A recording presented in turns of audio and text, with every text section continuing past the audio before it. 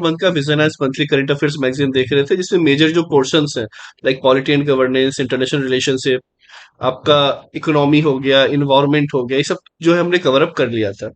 ठीक है। बेसिकली जो है ये सब हम पीटी 365 में कवर करते हैं, social issues and all. But इसमें एक दो पॉइंट्स जो इंपॉर्टेंट आए हैं वो अभी हम जो है यहाँ पर देख लेंगे। इसके बाद जो है लास्ट हमारा साइंस एंड टेक, उससे हम हॉलिस्टिकली कवर करेंगे। ओके। कुछ इंपॉर्टेंट चीजें थी जैसे कि जेंजी प्रोटेस्ट है जो नेपाल में हुआ, जिसके कारण तख्ता पलट हो गया, थोड़ा सा हम देख लेते हैं भाई ऐसा हुआ क्यों। उसके बाद हम देख सकते हैं थोड़ा डोमेस्टिक वायलेंस, ये सब जो चीजें हैं वैसे बाद में हम देखेंगे ही। लेकिन जो अभी इंपॉर्टेंट है, जेंजी, एक डिक्लाइन फर्टिलिटी जो रेट है इंडिया में वो हो रहा है, ओबेसिटी के रिगार्डिंग जो चीजें, ये तीन आर्टिकल देखेंगे। बाकी जो हर मंथ का है वो करने ही वाले हैं पीटी 365 में। ठीक है। चलिए, तो अब ये देखा जाए, जो सुशीला करके ये जो है आप अपॉइंट हुए as a interim prime minister of Nepal until 2026 election, कि भाई जब तक इलेक्शन नहीं होगा 2026 का, तब तक ये क्या ही रहने वाले हैं, प्राइम मिनिस्टर रहने वाले हैं। तो इंपॉर्टेंट हो जाएगा ये, तो आप वैसे भी नोट डाउन रख लें। यही रीजन है कि अभी इसे हम अभी कंप्लीट कर ले रहे हैं। ठीक है। Due to Gen Z protest. अब जेंजी क्या, जो अभी जो यंगस्टर्स हैं, ठीक है, स्पेशली इस एज ब्रैकेट में 15 से 24 के आसपास के जो हैं, इस एज को जो है बेसिकली जेंजी कहा जाता है। ठीक है। अब अलग अलग जनरेशन है, आप वो अब देख सकते हैं, अल्फा चल रहा है, कहीं कुछ चल रहा है। तो ये जो जेंजी प्रोटेस्ट है, हुआ क्या कि गवर्नमेंट जो है उनने सस्पेंड कर दिए बहुत सारी चीज। भाई व्हाट्सअप नहीं चलेगा, इंस्टाग्राम नहीं चलेगा, फेसबुक नहीं चलेगा, ये नहीं चलेगा, वो नहीं चलेगा। ठीक है।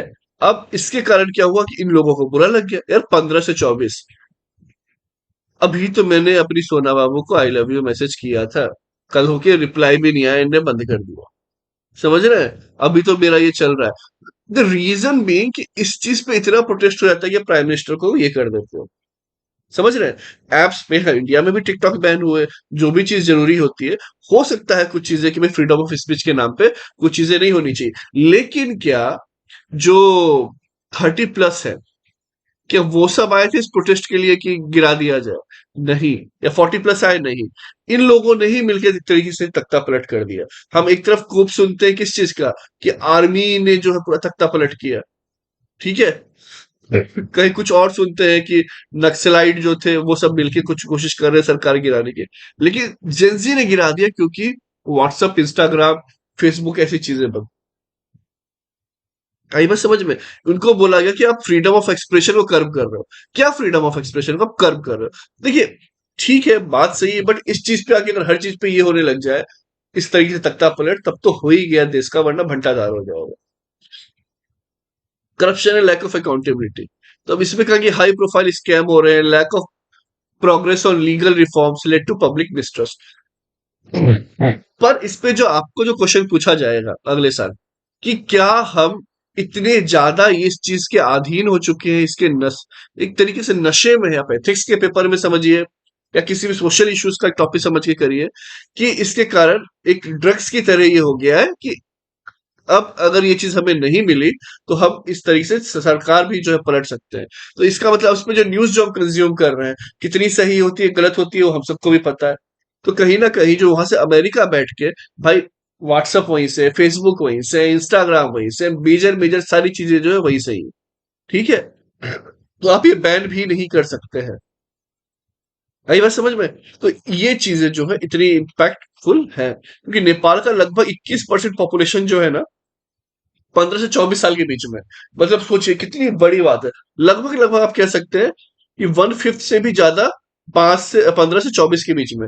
बाकी और 0 से 15 की 14 के बीच के बच्चे होंगे, वो भी फिर इसी ब्रेसेस में आएंगे आगे जाके। तो ये जो चीज है, inspiring from global youth movement, अब बांग्लादेश में भी हुआ। आप देख सकते हैं किस तरीके से वहां पर मारकाट हुई, भगाया गया शेख हसीना को। तो ये जो चल रहा है कि जेनजी प्रोटेस्ट हाईलाइट कर रहा है चेंजिंग नेचर ऑफ प्रोटेस्ट, जो कि यंग पॉपुलेशन कर रही है, वो भी किसके बेसिस पे? यही सब कि आपने सब बंद कर दिया एंड सो। अब अगर बात की जाए कि वही Hong Kong protest, where absence of central leadership, वहां भी कोई सेंट्रल लीडरशिप नहीं थी, made it hard for authority to dismantle.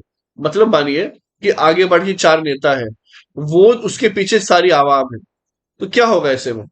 अगर 4 लोगों को आपने कंट्रोल कर लिया तो शायद आवाम इधर-उधर हो जाए, प्रोटेस्ट बंद हो जाए। पर ये चीज़ नहीं हो रही। अब अगर सब फेसबुक और ये सब के नाम पे उतर गए हमारा, पता ही नहीं चलेगा कि चला कौन रहा है। तो लीडर कौन थे यहाँ पे? फेसबुक लीडर है। मैं उसकी बात नहीं कर रहा हूँ कि कोई उनके ऑनर की, बस आप समझ रहे हैं ना? यार फेसबुक बंद हो गया, मुझे बुरा लग गया, टिकटॉक बंद हो गया, मुझे बुरा लग गया। ऐसे-ऐसे तो उनको आप कैसे क्या कर्म करोगे? क्या कंट्रोल करोगे? तो ऐसे में क्या होता है कि उनको डिसमेंटल आप कर नहीं पाते हो क्योंकि लीडरशिप वहां पे होती नहीं है, तो बहुत हार्ड हो जाता है ऐसे जो भी प्रोटेस्ट होते हैं उनको रोकना। Technology and digital means, use of encrypted apps, Telegram और सिग्नल, ये सब जो है ना, टेलीग्राम आपने देखा है, आप एक बार मैसेज कर दो फिर डिलीट फ्रॉम ऑल कर दो, पता ही नहीं चलेगा किसी ने क्या मैसेज किया नहीं किया हुआ है। इसमें अगर आप सबका भी हमने यहाँ पे रखा है कि आप आके यूपीएससी बाय प्रतीक सौरभ टेलीग्राम ग्रुप ज्वाइन कर लो, वहां पे आपको सारे के सारे क्या है, विजन के नोट्स, बाकी जो हमारे पढ़ा रहे हैं वो सारे नोट्स वोट्स आपको मिल जाया करेंगे। ठीक है? तो क्या हमने आपका, आपने सही नाम भी नहीं बताया है, नंबर भी नहीं दिया, कुछ भी नहीं दिया है, फिर भी आपको वहां पे सारी इंफॉर्मेशन मिल जाती है कि नहीं? और हम ये करेक्ट क्यों नहीं कर रहे हैं? क्योंकि हमें अभी उस चीज का कोई काम है नहीं। ठीक है? अगर आप कोई बैच में रहे, ऐसे रहे जिसे हमें कनेक्टिविटी चाहिए, तब हम आपका नंबर लेंगे और बाकी चीजें होगी। तो आइडियली वैसे भी ये होना नहीं चाहिए जितना आपको जरूरत है इंफॉर्मेशन की, चाहे वो कोई कोचिंग हो, चाहे वो कोई ऑर्गेनाइजेशन हो, एनीथिंग। ठीक है? जैसे कि जीडीपीआर में भी देखा है, general data protection regulation act में, वहां पे भी ये चीजें आई है कि अ, जितनी इंपॉर्टेंट है चीज, डेटा वही आप रखेंगे और उसे प्रोसेस करेंगे, बाकी सब आप डिलीट करेंगे या फिर स्टोर ही नहीं करेंगे। ओके, तो यहाँ पे डेटा प्राइवेसी भी आप देख सकते हैं, जो भारत भी इसके लिए ला रहा है, बिल्स लाए हुए हैं, एक्ट वगैरह आएंगे। तो ये जो है वहां पर, इसलिए कि भाई इंक्रिप्टेड इस तरीके की टेक्नोलॉजी में वो भी प्रॉब्लम क्रिएट कर रहा है। ठीक है? तो ये इस तरीके से बहुत अलग अलग तरीके की जंजीर बताया कि भाई अलग अलग जगह ऐसा हुआ है। ऐसा नहीं है कि वहां पर नेपाल में होंगे तो हमने जंजीर प्रोटेस्ट नाम दे दिया। क्लियर आई बात समझ में? तो ये चीजें जो है यहाँ पर है। क्लियर? ठीक है। बाकी पीटी 365 में हॉलिस्टिकली कवर होगा ही होगा, लेकिन जो इंपॉर्टेंट है वो हम यहाँ पर देखते हुए चल रहे हैं। अब इसके बाद अगर देखेंगे women from domestic violence act, again ये 2005 का है, उतना ये इंपॉर्टेंट जो है नहीं होता। अब बस इसके इसीलिए आ गया न्यूज में कि 20 साल कंप्लीट हो गए। ठीक है? इसका मेन काम है कि भाई गारंटी देना, आर्टिकल 14, 15 और 21। ये क्या है तीनों आर्टिकल? ये फंडामेंटल राइट्स। फंडामेंटल राइट क्या होते हैं कमेंट सेक्शन में लिखिएगा। 14, 15 और 21 एग्जैक्टली क्या है राइट्स, वो भी आप कमेंट सेक्शन में बताइएगा। 21 में ना बहुत सारे राइट्स होते हैं, जिसमें कि राइट टू प्राइवेसी। ठीक है? राइट टू प्राइवेसी भी जो है इसी में है। क्लियर? इसके बाद जो है एक स्वच्छ इन्वायरमेंट में रहना, जैसे बोलते एयर पॉल्यूशन है, ये सब है, तो एक अच्छे इन्वायरमेंट में रहना, ये भी आर्टिकल 21 में आता है। तो ऐसे बहुत सारी चीजें हैं, कुछ दो चार पॉइंट आप बताएं, ये भी जो आपको कमेंट सेक्शन में बताना है। ठीक है? चलिए आगे बढ़ेंगे। मैं अगेन बार बार आपको रिपीट कर रहा हूँ कि कोई कमेंट में ये ना कहे कि सर इतने कब में यहाँ पे कराया। ये आइडियली हम पीटी 365 में ही कवर करते हैं। ठीक है? पीटी 365 जो एक बार में निकालते हैं, छोटे छोटे पॉइंट्स होते हैं, हर बार करिएगा भूल जाइएगा और इंटरेस्ट इसमें फील होगा ही नहीं। ठीक है? बाकी सब कुछ हॉलिस्टिकली कवर हो ही रहा है, और इसी में जो है हम कंटिन्यू कर देंगे जैसे ही हो जाए हमारा, इसके बाद जो है हम साइंस एंड टेक देखेंगे। लेकिन जो बहुत ज्यादा इंपॉर्टेंट है, जो आपके दिमाग में बैठ जाना चाहिए, वो सब जो आर्टिकल है वो ये है, जैसे जेंजी का देख लिया, क्योंकि decline in fertility rate in India. अब भारत में फर्टिलिटी रेट काफी कम हो गई है, 2.1 आ गया है। फर्स्ट टाइम ऐसा हुआ है कि 2.1 मतलब क्या, कि मानिए, देखिए, ये रहे, एक मेल है, ठीक है, एक फीमेल है। फर्टिलिटी रेट का मैं आपको मतलब समझाता हूँ। अब ये जो है, ये कपल बने, इनकी शादी हुई, मेल फीमेल, ठीक है। अब 2.1 का फर्टिलिटी रेट का मतलब ये होता है, फर्टिलिटी का मतलब दो है, तब दो से हम समझते हैं, तो इसका मतलब क्या हो गया, फर्टिलिटी रेट का मतलब ये हो गया कि भाई अब दो बच्चे कर सकते, 2.1 के आसपास है, तो दो बच्चे कर सकते हैं। 0.1 बच्चा क्या होता है, कुछ नहीं, तो दो बच्चे तो कम से कम ही कर सकते हैं। और अगर ये दो बच्चे करेंगे, तो फिर मान लेते हैं हम कि भाई भगवान से 50-50 चांस रखता है मेल फीमेल होने का, तो ये जो दो बच्चे होंगे वो एक मेल होगा, ये female. Okay, male female male female किया। और ऑब्वियस सी बात है, जो भी आप इस दुनिया में आए, एक दिन उन्हें यहाँ से जाना है। तो जिनकी एज हो जाती है, जो ये पेरेंट्स बने, ठीक है, अब ये जो पेरेंट्स बने हैं, कल होके अगर इनकी, ऑब्वियस सी बात है, अनफॉर्चुनेटली हर किसी को यहाँ से जाना होगा, तो जब इनकी डेथ हो जाती है तो नेट इनके कितने बच्चे बचे? दो बच्चे बचे। तो पॉपुलेशन क्या हो गई? पॉपुलेशन जो है स्टेबल हो गई। ठीक है, जितने आ रहे हैं उतने जा रहे हैं। आई बात समझ में? तो ये है कि रिप्लेसमेंट रेट जो है भाई रिप्लेस करने के लिए। अब आप कहोगे सर 2.1 क्यों, टू क्यों नहीं एग्जैक्ट? अब कुछ बच्चों को आपको पता है कि भाई इन्फेंट मोर्टेलिटी हो जाती है, बच्चों की डेथ हो जाती है अनफॉर्चुनेट किसी ना किसी कारण। कुछ प्रेगनेंसी के समय जो है डिलीवरी के होते होते डेथ हो जाती है। बहुत सिचुएशंस होते हैं ऐसे। ठीक है। कुछ जो है मान लीजिए अनफॉर्चुनेट एक्सीडेंट्स हो गए, कुछ भी एक ऐसी चीजें हो गई। ठीक है, रिप्लेसमेंट। तो अब रिप्लेस करना है तो दो के बदले दो है, तो ये मान लिया जाता है कि 0.1 वो एडिशनल फैक्टर ऑफ सेफ्टी है कि किसी का अगर मान लीजिए 5 साल से कम की एज में डेथ हो जा रही है, किसी की 1 साल में हो जा रही है, किसी की वायर डिलीवरी हो जा रही है, तो ये रिप्लेसमेंट रेट रहेगा, इसलिए हल्का सा 2 से ऊपर रखा जाता है। अदरवाइज 2 ही जो है परफेक्ट है। ठीक है, कई बात समझ में? तो इंडिया का जो डिक्लाइन हो गया फर्टिलिटी रेट में, जो बोल रहा है कि भारत में इतनी आबादी है, फलाना है, ढिकाना है, जो भी आपको ज्ञान दे, कहीं फॉरेनर दे या कोई भी दे, सुनना ही नहीं है भाई, हम हमारे हिसाब से चल रहे हैं, आप अपना देख लो। ठीक है। इंडिया का जो है नेशनल लेवल पे अगर देखा जाए तो ये 23 में 1.9 था। रूरल और अर्बन के हिसाब से देखा जाए तो शहर में सिर्फ 1.5, डेढ़ बच्चा, मतलब दो महिला मिलकर 3 बच्चे ही पैदा कर पा रही है। तो रिप्लेसमेंट रेट हुआ क्या? नहीं, नेट पॉपुलेशन घट रही है। आई बात समझ में? नेट पॉपुलेशन जो है घट रही है। रूरल एरियाज में 2.1 है, तो लगभग लगभग जो है जितना होना चाहिए वो है। बिहार में जो है सबसे ज्यादा है 2.8, लगभग 3 बच्चे हो रहे हैं। यहाँ पे दिल्ली में लगभग आप एक ही बच्चा सब पैदा कर रहे हैं। बहुत सारे फैक्टर्स होते हैं इसके। एक तो भाई कॉस्ट, महंगाई बढ़ गई है। दूसरा हेल्थ केयर सिस्टम भी बढ़ गया होता है, तो जिसके कारण होता है कि डेथ वेथ कम होती है तो डर कम लगता है। पहले क्या होते थे, ज्यादा बच्चे होते थे कि खुदा ना खास्ता एक दो को कुछ हो गया तो हमारा क्या होगा, वो चीजें रहती है। तीसरा कि अब शादी ही लेट हो रही है, तो वो पहला ही बच्चा मुश्किल से हो जाए तो बहुत है। आप बहुत लोगों को देखोगे, सुनोगे परिवार में कि 4 साल से बच्चा नहीं हो रहा है, 5 साल से नहीं हो रहा है, 7 साल से नहीं हो रहा है। तो ये भी एक आध हो गया उसके बाद जो सेकंड के लिए ना वुमेन की बॉडी उतनी अलाउ करती है, और फिर बहुत सारे अलग फैक्टर्स होते हैं। तो ये सब जो चीजें हैं। क्लियर? ठीक है। बाकी टोटल फर्टिलिटी रेट जो इलिटरेट वुमेन है, जो पढ़ी लिखी नहीं है, उनका लगभग 3.3 है, और जो पढ़ी लिखी है उनका 1.8 है, मतलब दो बच्चे भी नहीं कर रही है। तो ये भी कंसर्न की भी बात है, पढ़े लिखे होके भी रिप्लेसमेंट रेट नहीं समझ रहे हो कि भाई दो जो हमें, उसके बदले दो तो होना चाहिए, है ना? बच्चे दो ही अच्छे इसलिए कहा जाता है, तो ये होना चाहिए। लेकिन जो अनपढ़ है या पढ़ी लिखी नहीं है, तो उनके इतने ज्यादा हो रहे हैं।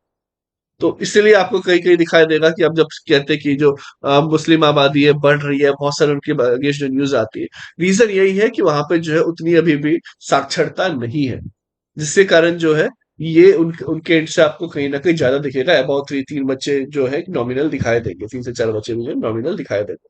तो ये जो है बेसिकली ये रीजन है। लेकिन उनमें भी जो पढ़े लिखे हैं उनका आपको कहीं ना कहीं जो है एक हद तक कंट्रोल में दिखाई देगा।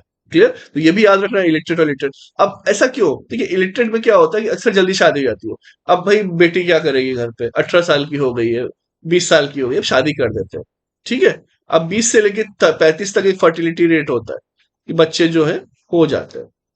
ठीक है, कोई ज्यादा प्रॉब्लम नहीं होती है, 35 के बाद बहुत ज्यादा हो जाती है। तो ये हाई चांस होता है कि इस 15 साल में 2 से 3 बच्चे हो जाए, 3 से 4 बच्चे भी हो जाए।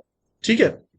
बट अब अगर आपकी शादी 28-30 के आसपास हो रही है, ब्रेसेस आप 35 का पकड़ लीजिए, एक या दो हार्डली ही होते हैं। ठीक है, तो ये जो है आपको यहाँ पर ये चीज समझनी होगी। हाईएस्ट फर्टिलिटी रेट जो है कब होता है? 25 से 29 की एज ग्रुप में। ये भी याद रखना है कि सबसे ज्यादा जो प्रेगनेंसी कंसीव करने के जो चांसेस होते हैं, स्पेशली फॉर वुमेन्स, है ना? तो ये आप समझें, आपके भी फैमिली में कोई है उन्हें भी समझाएं, अगर शादी ज्यादा लेट कर रहे हैं क्या है नहीं है, ये चीज समझ में आनी जरूरी है। ठीक है। ये जो है इसके बाद 20 से 24 में भी लगभग लगभग आपको दिखेगा कि चांस हाई होते हैं, और 30 के बाद जो है दिक्कतें चालू हो जाती हैं। क्लियर? ठीक है।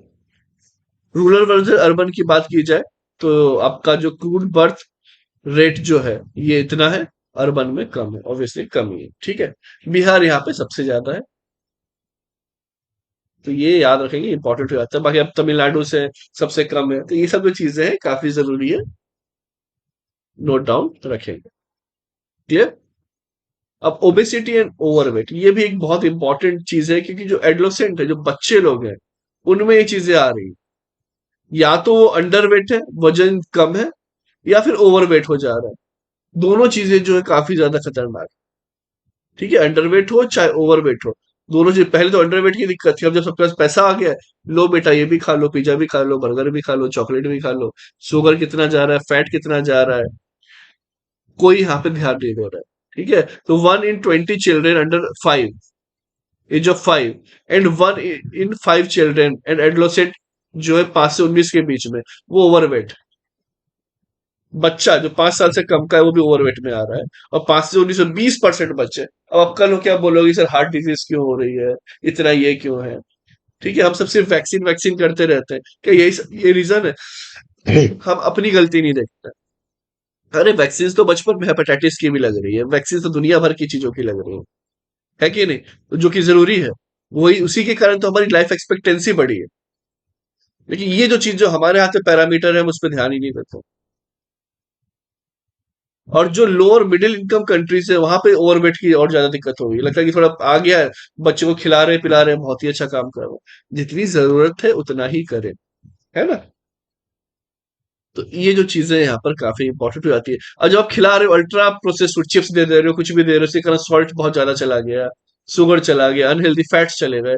इनफैक्ट जो बच्चे हैं बहुत सारे, उनमें जो है ट्राईग्लिसराइड, जो ट्राईग्लिसराइड है, ब्लड में जब भी आप टेस्ट कराओगे तो मिलेगा, वो लगभग लगभग 150 जो यूनिट है उनका, उससे ज्यादा 250 प्लस निकल के आ रहा है, जो भी उनका एमएल पर यूनिट जो भी होता होगा। एक और बच्चों के लिए, बच्चों के केस में ऐसा हो रहा है। आई बात समझ, तो कितना ये डेंजरस है कि फैट वगैरह उनके ब्लड स्ट्रीम में इतना ज्यादा है, जिसके कारण क्या क्या हो रहा है बाद में, देखिए टाइप 2 डायबिटीज निकल के आ रहा है, कार्डियोवास्कुलर डिजीज निकल के आ रही है ओबेसिटी होने के कारण। मसल से स्केलेटन डिसऑर्डर, कि भाई हड्डियां उतनी मजबूती नहीं है बच्चों की, उसके ऊपर आपने इतना मास और वेट डाल दिया है, तो उनको जो है मस्कुलर स्केलेटन, जो स्केलेटन जो है पूरा डिफॉर्म हो जा रहा है शेप। बहुत अलग अलग तरीके की दिक्कतें हो रही है। इसलिए रिक्वेस्ट है, ध्यान रखें जितना ज्यादा आप सब रख सकते हैं। ठीक है, बहुत जरूरी है। क्योंकि जो चीज हमारे हाथ में नहीं है, एयर पॉल्यूशन हो, वाटर पॉल्यूशन, जितना हम फिल्टर करके दे पाए, फिर भी कोशिश करें कि एयर प्यूरिफायर लगा ले। तो ये जितनी चीजें कर सकते हैं करिए, लेकिन इसके अलावा ये सब भी बहुत जरूरी है कि घर का खाना खिलाएं, अच्छा खिलाएं। ओके। इसके बाद जो है, अब भाई टैक्स वैक्स जो है गवर्नमेंट तो ले लेती है, फिर भी क्या ही फायदा होगा? अब आप टैक्स ले रहे हो, मान लो कोका कोला पे 40% टैक्स ले लिया, अब वो क्या करेंगे, फिर भी बॉटल 40 की रखेंगे, आपको 500 ml की जगह जो है 350 ml दे देंगे। हो गया टैक्स 350 ml। तो ये चल रहा है। तो इससे कोई वो फायदा नहीं हो रहा जब तक हम समझदार नहीं होंगे। हम समझदार नहीं होंगे। चीनी जो शुगर, उसकी जरूरत पड़ती ही नहीं है इंसान को, आप किसी भी डॉक्टर से पूछ लीजिएगा, क्योंकि फ्रूट्स रहे, बाकी चीज रहे, उसमें नेचुरल जो है शुगर होता ही है, जरूरी ही नहीं है। आई बात समझ में? तो ये सब जो चीजें हैं काफी ज्यादा इंपॉर्टेंट होती है कि हम क्या दे रहे हैं, जंक फूड दे रहे हैं, चाउमीन दे रहे हैं, नूडल्स दे रहे हैं। एमएसजी, आपने सुना होगा कि मैगी को भी बैन कर दिया गया था काफी लंबे टाइम तक। क्यों? उसमें था मोनोसोडियम ग्लूकामेट। मोनोसोडियम ग्लूकामेट वो इतना डेंजरस होता है, इसका कोई मिनिमम क्वांटिटी ही नहीं है कि हम इतना तो खा सकते हैं डेली से। होता है ना कि सोडियम के बारे में बोलते हैं कि 2000 mg तक आप ले सकते हैं डेली सुबह, या बाकी हर चीज में बोला जाता है इतना आप ले सकते हैं डेली। इसमें कुछ है ही नहीं, जीरो, आप ले ही नहीं, लेना ही नहीं चाहिए। जहर है। इससे आपको क्या होगा, इरेगुलर हार्ट बीट। ठीक है, और बहुत कार्डियक इश्यूज से लेकर नर्वस सिस्टम इशू, बहुत सारे इश्यूज हुए हैं।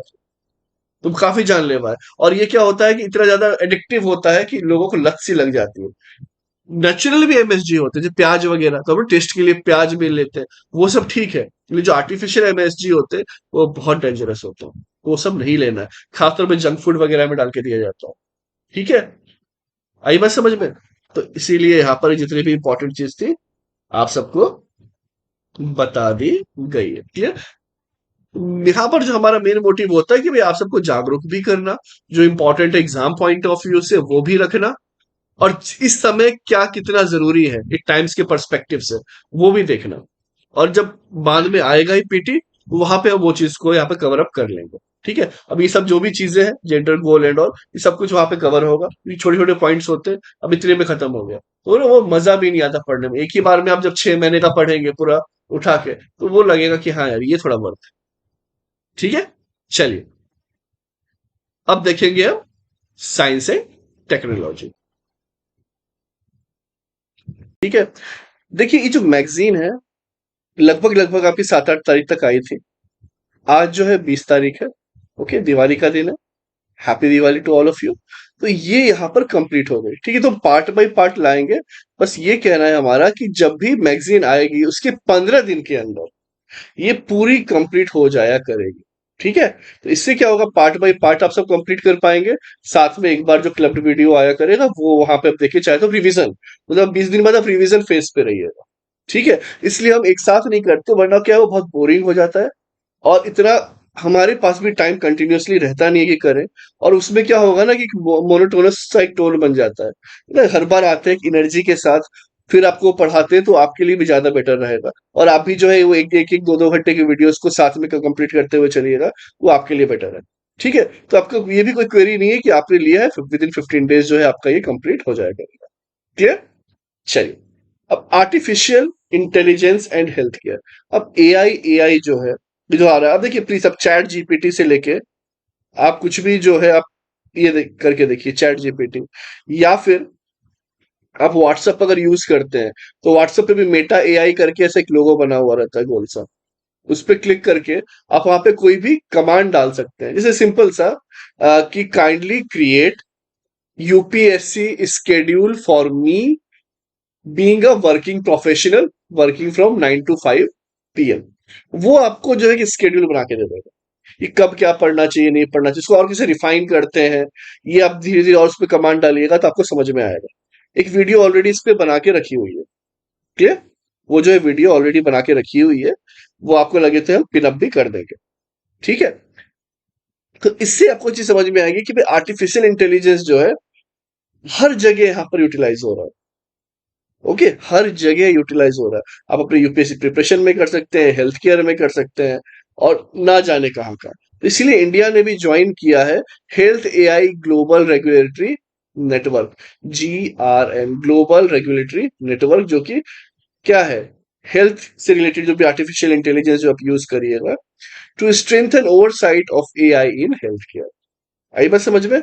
अब हेल्थ एआई क्या है, ये Geneva based independent non profit organisation है। कहा कि ये जेनेवा बेस्ड हेल्थ एआई क्या है, नॉन प्रॉफिट है। प्रॉफिटेबल है क्या, जी नहीं, नॉन प्रॉफिट ऑर्गेनाइजेशन है जिसका एम है to develop and adoption of responsible AI solution, कि एक अच्छा एआई सॉल्यूशन दे कोई भी हेल्थ रिलेटेड या कोई भी इश्यूज रहे उसके लिए। क्लियर, ग्लोबल पब्लिक रेपोजिटरी जो है AI related registered solution for health care where participating regulatory authority can showcase AI related जो भी रजिस्टर्ड सॉल्यूशन है। देखिए, अगर हमने मानिए कुछ एआई रिलेटेड सॉल्यूशन लाया है, भारत ने जैसे ज्वाइन किया, वे सारी कंट्री है, सारी कंट्री अपनी अपनी सॉल्यूशन दे सकती है। कहाँ पे, हेल्थ एआई को। और हेल्थ एआई क्या है, नॉन प्रॉफिट ऑर्गेनाइजेशन है, ये प्रॉफिट कमाने के लिए नहीं है, तो ये जो है आपको फिर बाकी जगह हेल्प कर पाएगा। आई बात समझ में, ये जो है आपको बाकी जगह हेल्प कर पाएगा। तो इसीलिए यहाँ पर ये कहा गया कि भाई मेंबर जो है वो इस तरीके से यहाँ पर अपना जो भी एआई रिलेटेड जो भी उन्हें फायदे हुए हैं, कैसे उन्होंने इंप्लीमेंट किया है, सब कुछ वो यहाँ पे शेयर कर सकते हैं। अब ये भी सपोर्ट करेगा इंडिया एआई स्ट्रेटजी, भारत भी चाह रहा है कि भाई एआई स्ट्रेटजी जो है हमारी भी हो। India AI operates under ministry of electronics and information technology, मिति। तो मिति के अंदर जो है ये करता है, ये भी अभी प्रीलिम्स के लिए इंपॉर्टेंट है। Why the digital India corporation, किसके साथ मिलकर किया है, डिजिटल इंडिया कॉर्पोरेशन के साथ मिलकर किया हुआ है। अब नीड क्या है, स्ट्रेंथनिंग एआई को करने की, तो patient safety and risk minimisation, कि अब अगर मान लीजिए आपके पास कोई रिपोर्ट आया चाहे कुछ भी आए, तो उसे एआई अगर एग्जैक्ट आपको पूरा एनालिसिस करके बता दे। ठीक है, बहुत बार बोलता है ना कि हमारे एक्सपर्ट डॉक्टर आएंगे वो फिर रिपोर्ट लेके कुछ करेंगे, तो वो एक्सपर्ट डॉक्टर्स तो नहीं है, बट वो इस एक्सपर्ट डॉक्टर की राय, अगर ऐसा सिनेरियो आए और 1,000 डॉक्टर जो है एक्सपर्ट्स उस चीज के पूरे वर्ल्ड वाइड, उनसे इंफॉर्मेशन लेके एक जगह एआई में फीड कर दी जाए, और फिर बाकी जो नए डॉक्टर्स है और वो जो समझ नहीं पा रहे हैं उनका वेट कर रहे थे, इसके थ्रू वो डिसीजन ले पाए, तो कितना अच्छा होगा। पेशेंट की जान भी बचेगी, इंफॉर्मेशन सब एक जगह होगी। ठीक है, इससे कारण क्या होगा, मिनिमाइज किया जा सकेगा कोई भी रिस्क को, हार्म जो भी होगा प्रिवेंट किया जा सकेगा। तो ये सब जो है काफी इंपॉर्टेंट हो जाता है। Clear, data privacy and security. तो डेटा प्राइवेसी एंड सिक्योरिटी की अगर बात की जाए तो health care AI uses sensitive patient data. तो अब ये डेटा जो है बहुत ही ज्यादा सेंसिटिव होता है, किसको शुगर है, किसको बीपी है, किसको ल्यूकेमिया है, किसको यू नो जेनेटिक डिजीजेस है, क्या है, तो सब कुछ बहुत ही ज्यादा क्या होता है, सेंसिटिव डेटा होता है। ये इधर उधर मिसयूज नहीं होना चाहिए। तो इसलिए एआई को जब स्ट्रेंथन करेंगे कि नहीं, ये सब चीज को आपको रोकेंगे, डेटा लीकेज से, सिक्योरिटी, प्राइवेसी, हर एक चीज पे ध्यान देंगे, तो वो क्या होगा, काफी इंपॉर्टेंट रहेगा। ठीक है।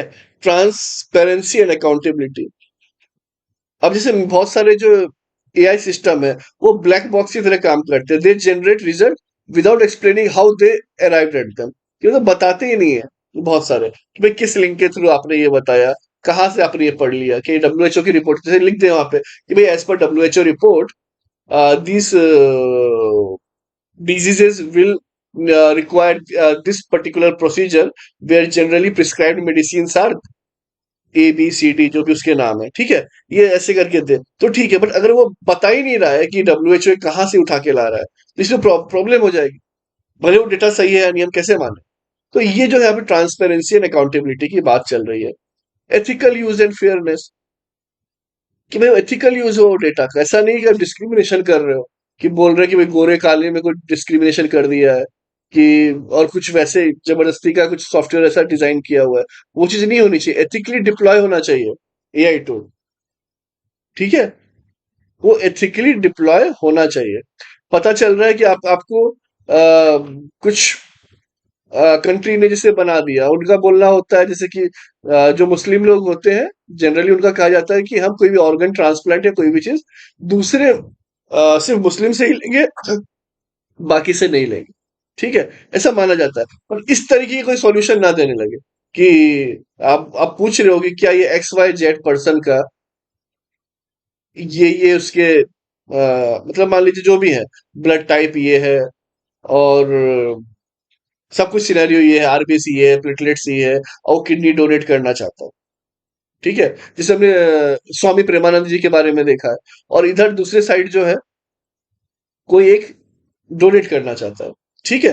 अब डोनेट करना चाहता है तो वहां पे ये ना लिख के आए कि सारे पैरामीटर्स तो सेम है, बट ये एक हिंदू है, एक मुस्लिम है, या क्रिश्चियन है, एक मुस्लिम है, तो आप यहाँ पर ऐसे नहीं दे सकते हैं इस पर।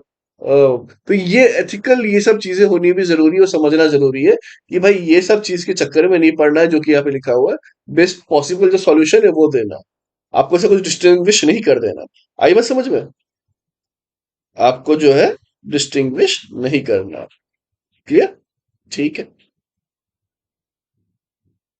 Application of AI in health care, again diagnostic, कि भाई क्या दिक्कत है, क्या बीमारी है, थोड़ा पता करने में हेल्प करे।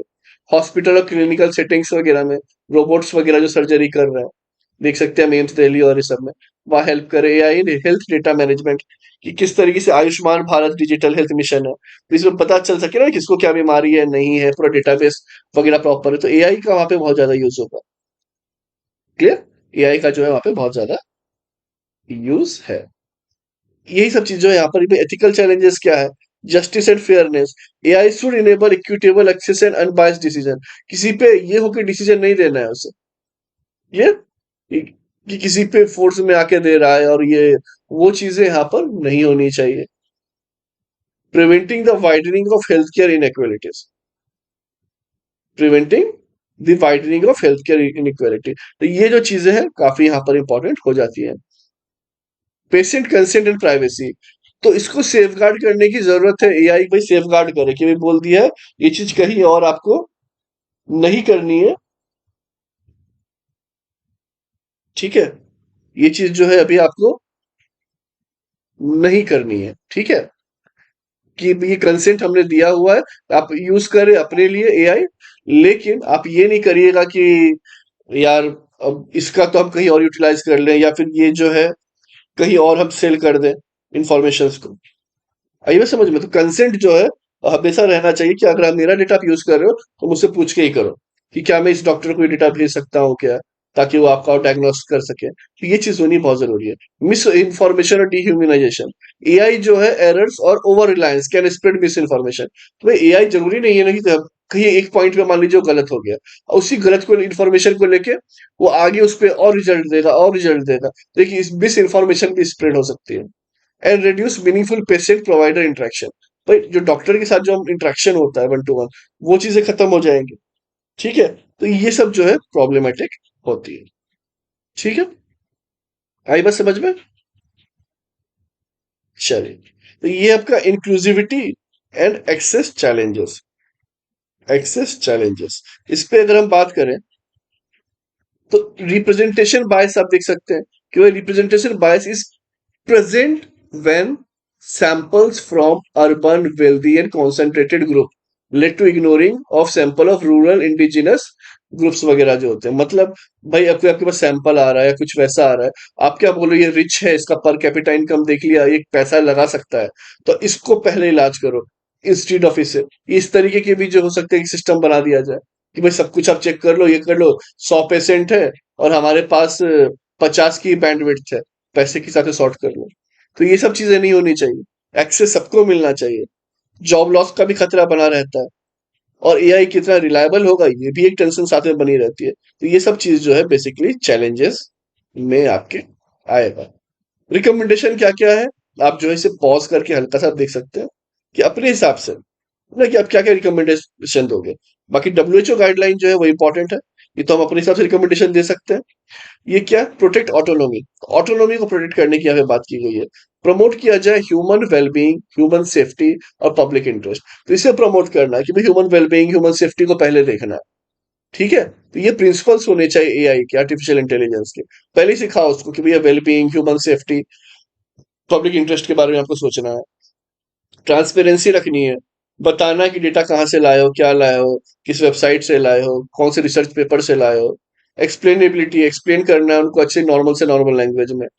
ठीक है, फिर फॉस्टर करना है रिस्पॉन्सिबिलिटी और अकाउंटेबिलिटी कि भैया हमारी अकाउंटेबिलिटी, हम ये चीज लेके आए हैं, और ये एक रिस्पॉन्सिबिलिटी के थ्रू ही जो है हम आपको ये चीजें बता रहे हैं कि ये करना है।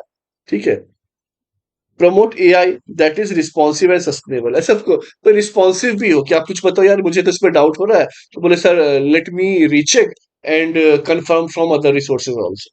तो ऐसे करके जो है वो आपको पता है, तभी लगेगा सस्टेनेबल भी है और रिस्पॉन्सिव भी है। क्लियर, आई बात समझ में? ठीक है, अब म्यूजियम शॉर्ट्स जो है हम यहाँ पर देखेंगे। चलिए, तो अब देखेंगे museum shorts, oncolytic and personalised mRNA vaccine. जो एमआरएनए वैक्सीन है इसके बारे में है, जो रशिया ने जो है आपका यहाँ पर डेवलप कर लिया है, ऑन्कोलिटिक वैक्सीन। ठीक है, जो कि आपको कैंसर वैक्सीन में यूज होगा as a cancer vaccine for treatment of cancer. तो काफी इंपॉर्टेंट चीज है ना, एक बहुत अच्छा एक डेवलपमेंट है कि अब हम कैंसर के लिए भी एक वैक्सीन जो है यहाँ पर एक देश ने डेवलप की है। ओके, तो ये काफी ज्यादा इंपॉर्टेंट हो जाता है, क्योंकि आगे वाले टाइम में आप देख सकते हैं जिस तरीके से मिलावट होता है खाने में और बहुत सारी चीजों में, एक कैंसर से रिगार्डिंग जो चीजें हैं वो काफी हद तक बढ़ते जा रही है। तो वैसे टाइम में ऐसी वैक्सीन जो है काफी ज्यादा इंपॉर्टेंट हो जाती है।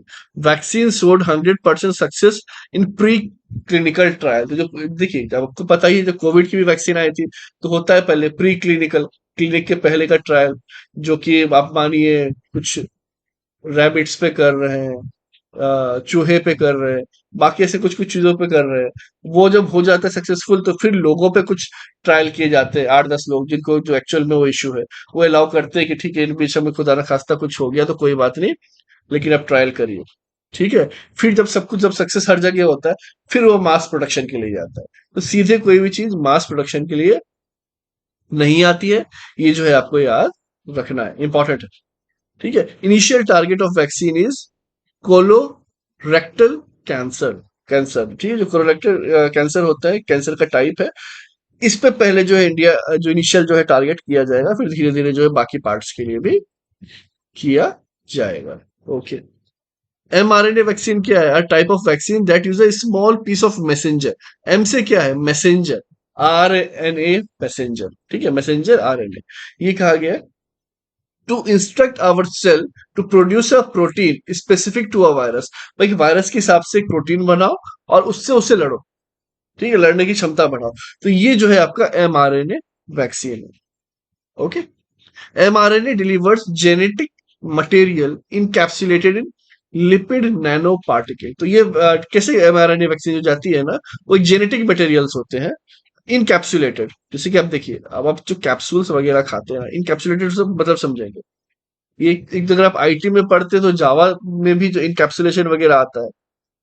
अब यहाँ का इनकैप्सुलेशन क्या कह रहा है कि आपने एक दवाई डाली, ठीक है, और फिर बाकी भी इसी के अंदर है नैनो पार्टिकल्स के फॉर्म में।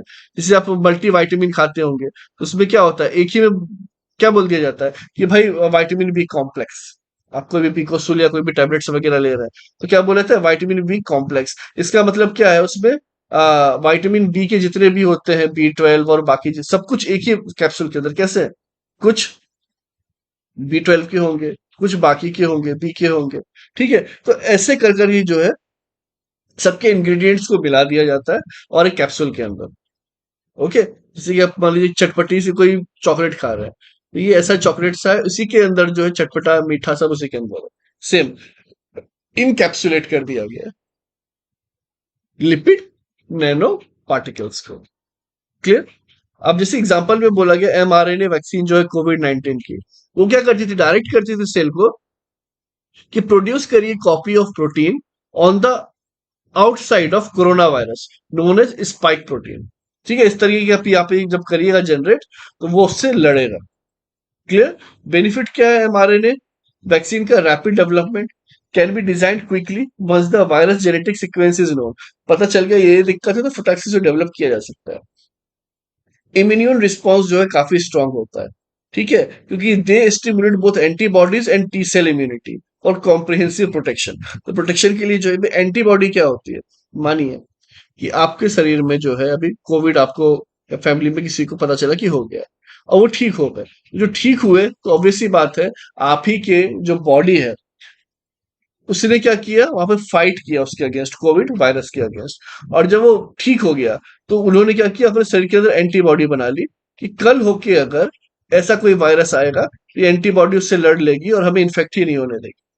आई बात समझ में। इसलिए इम्यूनिटी का बहुत इंपॉर्टेंट खेल होता है कि भाई इंसान की इम्यूनिटी बहुत स्ट्रांग हो तो वो अच्छी बात है। स्ट्रांग कैसे होगी, आप अच्छा खाएं, एक्सरसाइज करें, ठीक है, आप ट्रैक रखिए अपने ब्लड का भी कि भाई उसमें किसी चीज की डिफिशियंसी तो नहीं है, कोई चीज ज्यादा तो नहीं है। तो जब आप ये सब पे ध्यान देते हो तो आपका ओवरऑल जो है इम्यूनिटी वो बूस्ट होती है। ठीक है, इम्यूनिटी बूस्ट होगी तो आपके पास जो है आपके एंटीबॉडीज से लेके बाकी सब जो चीजें हैं अच्छे से वर्क कर पाएंगे। No live virus needed. इसमें जो होता है अक्सर क्या होता था ना कि जब कोविड का टाइम आया, तो जैसे मानिए जो आपको वैक्सीन लगी, वैक्सीन वगैरह जो लगी, तो उसमें वायरस कोविड-19 के जो थोड़े कमजोर होते हैं, ठीक है, बहुत ताकतवर, वही आपके बॉडी में सीधे इंजेक्ट किया जाता था। तो आपने बहुत लोगों को देखा, कुछ लोगों को फीवर आ गया, कुछ को नहीं आया, बट कुछ को काफी तबीयत खराब हो जाती थी। क्यों? क्योंकि वो हल्के लेवल का जो ये वायरस होता था, वो आपके बॉडी में इंजेक्ट किया जाता था और बॉडी जो है उसके अगेंस्ट एंटीबॉडी बना रहा है, इम्यूनिटी बूस्ट कर रहा है, जिसके कारण कुछ लोगों की तबीयत खराब होती है। कुछ का जो बहुत अच्छा होता था इम्यूनिटी, उन्हें फर्क नहीं पड़ता था। ठीक है, तो ये इम्यूनिटी इसलिए काफी इंपॉर्टेंट चीज है ना। When I have taken the vaccine, तो मुझे भी समझ में आया कि कुछ खास प्रॉब्लम नहीं हुई थी, and I was doing my office work. और उस समय सेकंड वेव में I was in Delhi, ORN, old Rajendra Nagar, तो जहाँ पे बहुत बुरी हालत थी। और यहाँ पे ये चीजें थी, तो ये थोड़ा समझ में आता है कि इम्यूनिटी से फर्क पड़ता है। कि बीइंग ए नॉन स्मोकर, भले आप कितना भी बोल लीजिए एयर क्वालिटी हर जगह खराब है, बाकी चीजें, लेकिन अगर आप स्मोक नहीं करते तो उसका एक अलग बेनिफिट है। तो ये जो चीजें हैं आपको इस पे ध्यान देते रहना। World largest neutrino detector activated, तो चाइना में लोकेटेड है न्यूट्रिनो ऑब्जर्वेटरी। ये जो है आपका, इसे क्या कहा जाता है, और जूनो के नाम से भी जाना जाता है। ठीक है, ये अंडरग्राउंड न्यूट्रिनो ऑब्जर्वेटरी है। लगभग लगभग 700 मीटर अंडरग्राउंड है, जमीन से लगभग आप देख सकते हैं कि 700 मीटर अंडरग्राउंड ये बनाया गया है। ये जो है ऑब्जर्वेटरी है, अंडरग्राउंड है ऑब्वियसली। और ये physical bulk of earth crust help block most other interfering particles, like बाकी जो पार्टिकल्स वगैरह है, जैसे सब atomic particles similar two electrons, ये सब जो है वहां पे आपको दिखेंगे। मेन गोल क्या है इसका, ये देखिए इसमें क्या होता है ना, to determine the hierarchy of masses between the three neutrino types. कौन कौन से, इलेक्ट्रॉन न्यूट्रिनो, म्योन न्यूट्रिनो और ताऊ न्यूट्रिनो, ये सब लिंक्ड है एक दूसरे से, ठीक है। ऑक्सीलेशन फ्रीक्वेंसी की अगर बात की जाए, to measure the frequency of neutrino oscillation, तो ये जो आपका न्यूट्रिनो ऑक्सीलेशन है कि भाई किस तरीके से क्या कर रहा है, शिफ्ट हो रहा है, कैसे चेंज हो रहा है, कैसे एक टाइप से दूसरे टाइप में जा रहा है, ये सब कुछ जो है यहाँ पर इसके अंदर होगा world largest neutrino detector. Okay, ठीक है। बाकी न्यूट्रिनो के बारे में अगर देखा जाए ना, तो एक सब एटॉमिक पार्टिकल है। देखिए पार्टिकल के अंदर जो और जो स्मॉल एटम्स होते हैं, जिसे घोस्ट पार्टिकल भी कहा जाता है, कि पता ही नहीं चलता, क्योंकि इसमें क्या है ना, जीरो इलेक्ट्रिकल चार्ज। जैसे होता है ना पॉजिटिव निगेटिव रहे तो कुछ रिपेल करे या अपोज करे, ऐसा कुछ होता नहीं है। इसलिए इसे घोस्ट पार्टिकल कहा जाता है। जीरो साइज, काफी छोटा होता है, टीडी मास, काफी नेग्लिजिबल मास होता है, इसलिए घोस्ट पार्टिकल कहा जाता है। तो सब एटॉमिक पार्टिकल है न्यूट्रिनो। अकरेंस की बात की जाए, second most abundant particle after photon, जो लाइट की हम बात करते हैं, जो लाइट देखते हैं फोटोन है। इसके बाद सेकेंड मोस्ट अबंडेंट पार्टिकल है न्यूट्रिनो। आप सोच सकते हैं बिलियंस में ये सब भी है, कि बहुत है, बहुत ज्यादा है। And most abundant particles found in universe. Light हर जगह तो नहीं है ना, लाइट हर जगह नहीं है, जहां पे तो वहां पे फोटोन की बात कर ली, अर्थ से रिलेटेड। लेकिन बाकी जो मोस्ट अबंडेंट पार्टिकल जो है पूरे यूनिवर्स में, वो कौन है? वो न्यूट्रिनो ही है। तो अब ये बात आ जाती है कि हम फिर भी इसे पहचान नहीं पा रहे, क्योंकि जीरो इलेक्ट्रिकल चार्ज है, जीरो साइज टीनी मास है, और सबसे ज्यादा अबंडेंट यही है पूरे ब्रह्मांड में, यूनिवर्स में, ठीक है। डिटेक्टिबिलिटी की बात की जाए, ये डिटेक्ट कर सकते हैं as they only interact with matter via weak nuclear force and gravity. जब ये बहुत ही वीक होता है आपका न्यूक्लियर फोर्स या ग्रेविटी बहुत वीक होती है, बस वहीं पे डिटेक्ट कर सकते हैं, अदरवाइज ये डिटेक्ट भी करना बहुत मुश्किल है। फीचर की बात की जाए, undistributed by even the strongest magnetic field. Strongest magnetic field भी जो है इसे आपको डिस्ट्रीब्यूट नहीं कर पाता, अनडिस्ट्रीब्यूट नहीं कर पाता, ठीक है। Travel in straight line from their source, travel at nearly the speed of light. मतलब लाइट की स्पीड में ही आ रहा है, जा रहा है, तो फोटोन तो पता चल रहा है, लेकिन इसके बारे में तो पता नहीं चल पा रहा है। और न्यूट्रिनो ऑब्जर्वेटरी की बात की जाए, तो भाई इंडिया बेस्ड न्यूट्रिनो ऑब्जर्वेटरी है। ये आपका बोधी वेस्ट हिल्स के पास में है, तमिलनाडु। भाई भारत में भी है कि नहीं? जी हाँ, बिल्कुल डेफिनेटली है। ये जो है आप याद रखेंगे। बाकी चाइना और यूएसए ये भी जो है यहाँ पर कर रहे हैं, ड्यून और ट्राइडेंट नाम से। एक्सट्रीम न्यूक्लियर ट्रांजिशंस, ईएनटीज, ये जो astronomers identify a new category of event, extreme nuclear transient, ठीक है। ये किया हुआ है। अब जो है आपका एक्सट्रीम न्यूक्लियर ट्रांजिएंट, ये क्या होता है? जब star with masses at least 3 times greater than that of sun are torn apart by supermassive black hole, मतलब कि सन से भी तिगुना बड़ा, और ब्लैक होल जो है उसे एकदम चीर देता है एक तरीके से, ठीक है। तो ये जो है टॉर्न अपार्ट, एकदम चीर के अलग कर देता है, तो ये जो है आपका एक्सट्रीम न्यूक्लियर ट्रांजिशन होता है, clear. As a star nears a black hole event horizon, extreme tidal force stretches and compress the star into a long, thin, spaghetti like shape, ठीक है। तो मेन आपको समझ में आ गया होगा कि यार जब ये ब्लैक होल वगैरह जब होता है, इस तरीके से अलग कर देता है।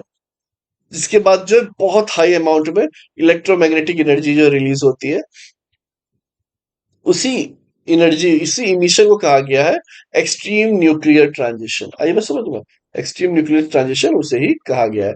क्वासी मून की अगर बात की जाए, तो ये जो एस्ट्रोनॉमर ने आइडेंटिफाई किया क्वासी मून 2025 में, PN7 नाम से, जो कि ऑर्बिट करता है near earth for about 60 years, लगभग 60 साल के लिए। देखिएगा ये भारत कह रहा हुआ है, पृथ्वी के अगेंस्ट ऑर्बिट करेगा, ठीक है। ये क्वासी मून जो है सेलेस्टियल बॉडी है, orbits the sun, appearing to travel with planet due to synchronized orbit. It is not a true moon. ये true moon नहीं है, as it not directly orbit the planet. ये planet के आसपास नहीं घूमता, इसे true moon तो नहीं कहेंगे। आई बात समझ में? So, astronomer has have previously identified around 6 known quasi moon of Earth. तो ये इसके पहले भी जो है 6 तरीके के पाए गए, क्लियर। अगला जो है आपका largest lithium ion battery manufacturing plant की बात की जाए वो हरियाणा में इनॉग्रेट किया गया है। लगभग लगभग 20 करोड़ बैटरी पैक्स हर साल यहाँ पे ये क्या करेगा, जनरेट करेगा, जो कि 40% ऑफ इंडिया एनुअल रिक्वायरमेंट है ऑफ 50 करोड़ पैक्स। तो भारत को 50 करोड़ पैक्स चाहिए फिलहाल के हिसाब से, तो 40 जो 20 करोड़ पैक है वो आपके हरियाणा से आएंगे। ठीक है, वो आपके हरियाणा से आए। काफी टफ हो जाता है सच कहें कि आपको दिवाली की साफ सफाई बाकी काम और साथ ही पढ़ाना, तो it takes a lot of energy, तो इसलिए थोड़ा सा यौन आ रहा है, तो अभी थोड़ा प्लीज वो इग्नोर करेंगे। ठीक है। अब अगर हम इसकी बात करें लायन आयन बैटरी की, लिथियम आयन बैटरी की, ये रिचार्जेबल होता है, आप रिचार्ज कर सकते हैं। इसका जो है लिथियम आयन होते हैं जो कि मूव करता है निगेटिव इलेक्ट्रोड और पॉजिटिव इलेक्ट्रोड के बीच में through a non aqueous electrolyte, जिसके कारण क्या होता है, चार्जिंग और डिस्चार्जिंग हो पाती है ना। आपने बैटरा वगैरह देखा होगा घर पे, इन्वर्टर वगैरह जिसके यहाँ रहा होगा, तो वहां से भी समझ में आता है। छोटी बैटरीज वगैरह भी होती थी पहले, तो उससे एक हल्का सा कार्डिया लग जाता है। या फिर आप अगर बाइक वाइक में भी जब देखते होंगे छोटा सा बैटरा जिससे ना किक मारते स्टार्ट होता है, जो ये जब एनर्जी वगैरह जो देता है, वो सब भी जो लिथियम आयन बैटरीज है जनरली वहां पर भी यूज होती है। हाई एनर्जी डेंसिटी होती है 75 से 2000 वाट पर आवर पर केजी की। Offers long cycles between charges. ठीक है, तो काफी जो है ये चलता है, अच्छा खासा चलता है। लाइट वेट होता है और लोअर टॉक्सिक हेवी मेटल्स होते हैं, तो ज्यादा जो compare to older lead acid battery, पर लेड एसिड बैटरी डाला जाता था, उससे कम टॉक्सिक होता है। ठीक है। एक्सीलेंट परफॉर्मेंस, परफॉर्मेंस भी जो काफी अच्छी होती है। स्केलेबिलिटी, एफिशिएंसी, रिलायबिलिटी भी इसकी अच्छी है। No memory effect, slow down due to repeating charging. ठीक है, नो मेमोरी इफेक्ट ऐसा कुछ है नहीं कि बार बार चार्ज डिस्चार्ज करने से स्लो हो रहा हो। ठीक है, एक टाइम के बाद डेड हो जाता है, बात अलग है। जैसे कि पहले इसमें होता था लेड एसिड बैटरीज में, तो वही उसी की बात चल रही है। चाइना की बात की जाए तो ग्लोबल प्रोडक्शन का 70% जो लिथियम आयन बैटरी प्रोडक्शन है चाइना में ही हो रहा है। इंडिया जो इंपोर्ट करता है लगभग 1.2 बिलियन डॉलर का चाइना से लिथियम आयन। ठीक है, तो ये इंपॉर्टेंट है। Lithium mining is water intensive, काफी पानी वहां पे लगता है। लगभग लगभग देखिएगा 2000 टन पर टन ऑफ लिथियम। एक टन लिथियम को प्रोसेस करने के लिए 2000 टन ऑफ वाटर लगता है। तो आपको भी इससे भी आइडिया लग जाएगा ये प्लांट किस साइड होंगे, क्या होंगे, क्या इसकी रिक्वायरमेंट है, पूछ देगा प्रीलिम्स में। ठीक है, तो इससे हल्का आइडिया आपको लगेगा कि वाटर प्रोसेस काफी यहाँ पे लगता है। ठीक है, हायरार्किकल रीजनिंग मॉडल, तो ये क्या है आपका current large language model, LLM program जिसे कहते हैं, जो कि चेन ऑफ थॉट्स और रीजनिंग इस पे काम करता है। अब अगर इसकी बात की जाए हायरार्किकल रीजनिंग मॉडल, तो ये ह्यूमन ब्रेन हायरार्किकल है, मल्टी टाइम स्केल प्रोसेसिंग। ठीक है, mimic how different brain regions integrate information across duration. कैसे अलग अलग जो ब्रेन है वो कैसे काम करते हैं, इंटीग्रेट होते हैं और अपने इंफॉर्मेशन को एक जगह से दूसरी जगह देते हैं, तो सब ये जो है आपका लार्ज लैंग्वेज मॉडल इसमें कवर हो जाता है। ठीक है, चलिए अगला देखेंगे हम, ये है आयुर्वेदा आहार। तो आयुर्वेदा आहार जो है मिनिस्ट्री ऑफ आयुष के अंडर में है। याद रखेंगे, इंपॉर्टेंट है, मिनिस्ट्री ऑफ आयुष के अंडर में है। It is a part of food safety and standards regulation. किसके अंदर में आता है, food safety and standard regulation 2022 के अंदर में आएगा। और ये फॉर्मुलेट करता है drawn from this formulation drawn from classical Ayurvedic test. कहां से किया जाता है, क्लासिकल आयुर्वेदिक टेक्स्ट से। ठीक है। अब अगला जो है ये आपका द्रव्य पोर्टल। द्रव्य पोर्टल क्या है, digitalised retrieval application for versatile yard stick, जो कि क्या हो गया, ऑफ आयुष सब्सटेंस। ठीक है, was launched on national Ayurvedic Ayurveda day 23 सितंबर 2025 को किया गया है। ठीक है, ये क्या मिनिस्ट्री ऑफ आयुष के द्वारा यहाँ पर ये इनिशिएटिव लिया गया है। मिनिस्ट्री ऑफ आयुष द्रव्य पोर्टल, याद रखें काफी इंपॉर्टेंट हो जाता है। Dravya portal largest collection of data on Ayurvedic ingredients and products made available to everyone, तो सबके लिए भी अवेलेबल है। लार्जेस्ट कलेक्शन ऑफ डेटा है। ठीक है, it is a ever growing, ever evolving database that covers classical Ayurveda textbook.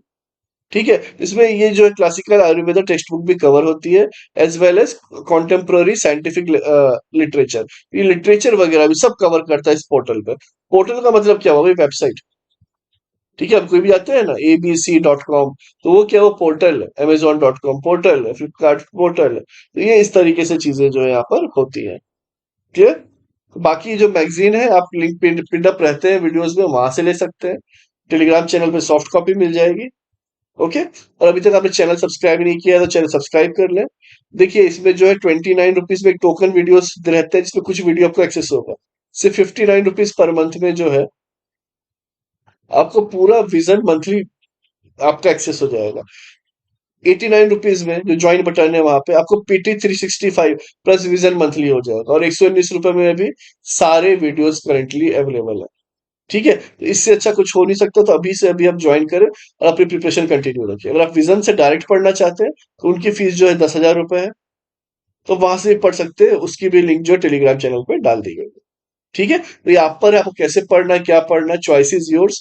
बस मेहनत आप सबके हाथ में है, और सहयोग देना हम सबका काम है, तो वो हम देते रहेंगे। ठीक है, चलिए फिर मिलते हैं नेक्स्ट सेशन में। तब तक के लिए जय हिंद।